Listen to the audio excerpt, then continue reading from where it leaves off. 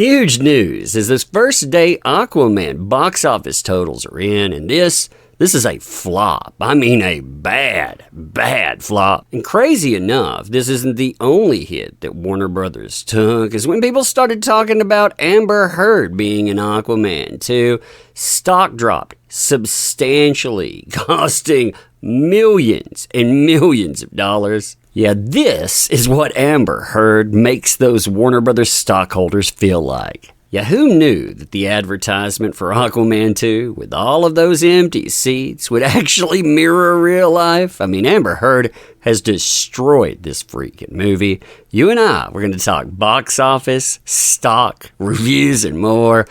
This is bad. Really bad. Fun times, huh? Fun times indeed. All right. So, hey there to all you fine folks on this fine day, by the way. I hope you are doing excellently. So this is huge, as Santa Umbrella is bringing you a bomb. A box office bomb, that is, in the form of those first day numbers for Aquaman 2. Looking at the headlines for this, I mean, this is bad business. Listen to this. Quote, Aquaman and the Lost Kingdom's opening weekend box office tracking to be worse than Marvel's biggest bomb. So yeah, basically, Marvel said, here we're going to have our biggest flop. Oh, isn't this bad? And Warner Brothers was like, yeah, hold my beer. Now, what's crazy is that even though these numbers look bad, the news is actually much worse than that. And you might be thinking, how exactly is that Umbrella Guy? Well, domestically, that first day total, you ended up with $4.5 million. Yeah, that's it. $4.5 million, which means if the tracking holds, and the reviews, they may tear this thing down, but we'll see. But right now, you're looking at a trajectory of 4-day weekend. So you get the extended time added in, and still only talking about domestically around $40 million.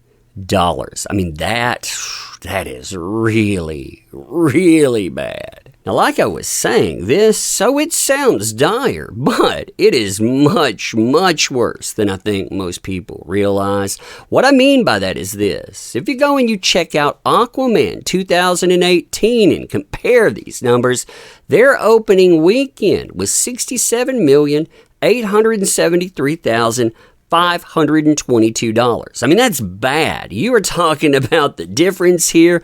$40 million, you have $27 million discrepancy.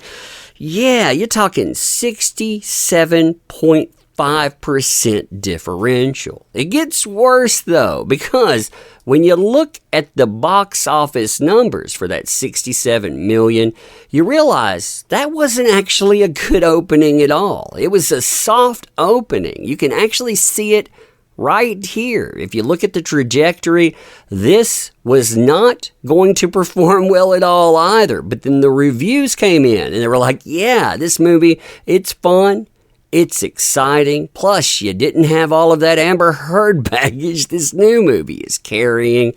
New movie doesn't have any of that. I mean, it is a mess, and it is tracking terribly. Now, the media has actually tried to minimize this somewhat by saying, well, if you look at the overseas totals, which is a 73 market launch, by the way. I mean, it is opened up everywhere, which means you spent $100 million plus just in advertising to do all of that.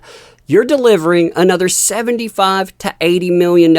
That includes China. So they're saying, well, this might open to $110 million, including $25 to $30 million for the Middle Kingdom alone. Now, this is really bad news, too. And I always find it funny that the mainstream media, they try to minimize for Warner or Marvel. Plus, they want to shill for Amber Heard and not tell you what kind of damage she has really done to this franchise.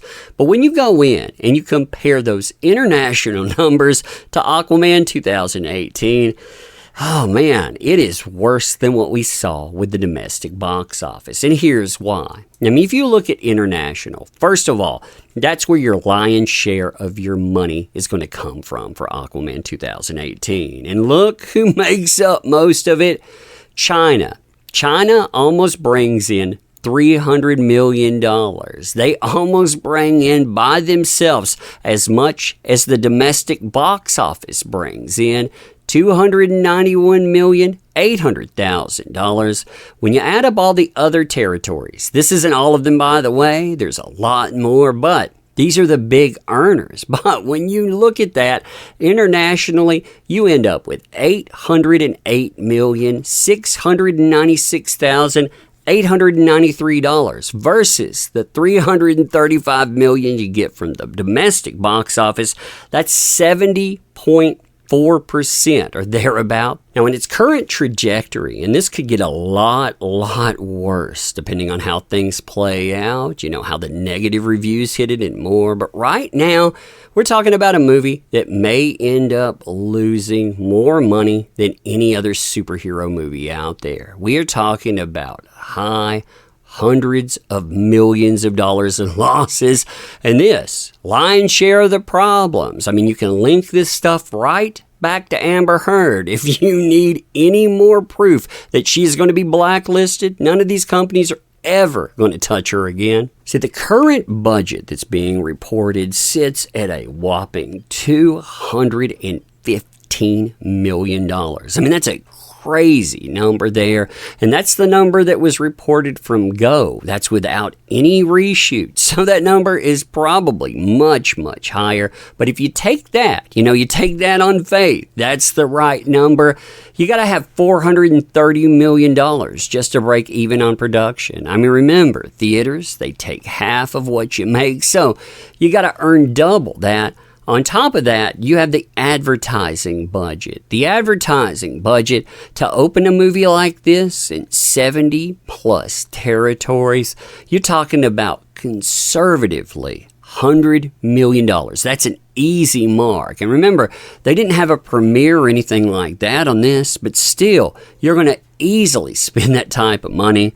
So you got to make up double that to break even too, $630 million. And like I said, I think that is underreported. What you're talking about really is probably closer to $700 to $800 million to break even. That's crazy when you get down to it. Now, something I think is hilarious is that you can look at the stock market and you can tell when the news of Amber Heard actually being in this movie was confirmed. You know that Warner Brothers, they had trafficked in deceptive marketing.